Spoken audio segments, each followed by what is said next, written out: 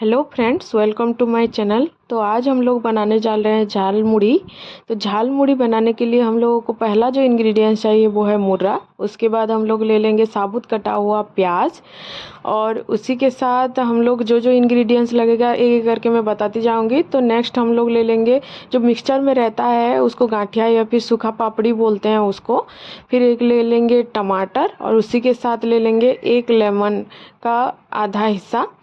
तो इसके बाद हम लोग एक एक चीज़ करके इसमें ऐड करते जाएंगे। तो अभी हम लोग डालेंगे इसमें उबला हुआ आलू। जो उबला हुआ आलू है उसको हम लोग बॉईल करेंगे नमक डाल के, और एक या दो आलू आप लोग ले सकते हैं जिसको हम लोग उसमें ऐड कर देंगे और सबको मिक्स करेंगे एक एक करके। तो अभी हम लोग ले लेंगे जो टमाटर और थोड़ा सा धनिया पत्ता जो कटा हुआ था उसको, और अच्छे से मिक्स करेंगे। जो जो इंग्रेडिएंट्स था सबको डाल देंगे इसके अंदर। देखिए मैं ले रही हूँ।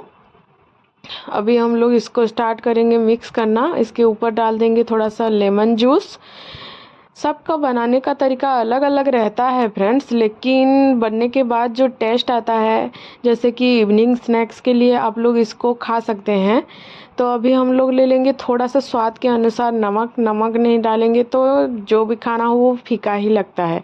अभी हम लोग इसमें डालेंगे थोड़ा सा मसाला। तो पहले हम लोग डालेंगे भारत का जो है जीरा पाउडर, मैं डाल रही हूँ देखिए थोड़ा सा ही। उसके बाद हम लोग ले लेंगे रेड चिली पाउडर। अगर आपको हरी मिर्च पसंद है तो हरी मिर्च ले सकते हैं। आप जितना तीखा खा सकते हैं उस हिसाब से ही आपको डालना है। अगर नहीं खा सकते, उसके बाद हम लोग डाल देंगे इसमें थोड़ा सा किचन किंग का पाउडर, और या फिर गरम मसाला। मैं किचन किंग का पाउडर डाल रही हूँ। इसमें थोड़ा इतना स्वाद भर देता है, जैसे मसाले का जो कमी रहता है वो यही फुलफिल कर देता है बोल सकते हैं। उसके बाद हम लोग डालेंगे थोड़ा सा लहसुन का अचार। मैं करीबन दो टेबलस्पून इसमें डालूँगी, क्योंकि ये घर का बना हुआ लहसुन अचार है। तो आप अगर बाहर से ला रहे हैं तो आप बाहर का भी डाल सकते हैं। आपको जितना फ्लेवर चाहिए उस हिसाब से डाल सकते हैं।